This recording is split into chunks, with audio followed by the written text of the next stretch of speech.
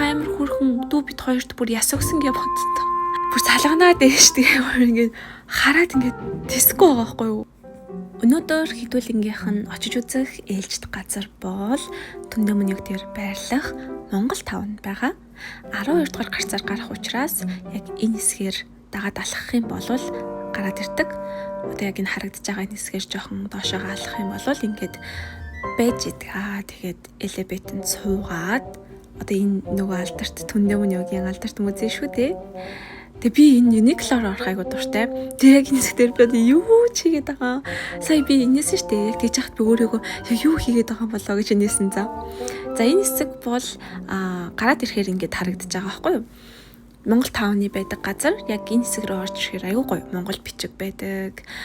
Дээрэс нь төрийн далбай, Монгол хоолны газар, Монгол хүмүүс байдаг учраас ер нь бол айгүй гоё тийм мэдрэмж байдаг. Тэгээ яг энэ удаа очисон чинь ингээд цагдаа нар ирсэн байсан.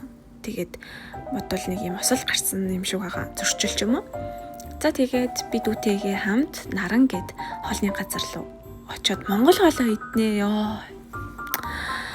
Бүр салганаад дэш тэгээ ингээд хараад ингээд тэсгүй байгаа байхгүй юу. Яжиг амар өлссөн байсныг хэлэх үү. Би ч ойтон хүн шүү дээ. За тэгээд амар гоё Монголд иддэг байсан юм да идмээр байсан чинь Орос дэлгүүрээс олсон гэж боддоо. Орос дэлгүүрт бүр бүгд байсан.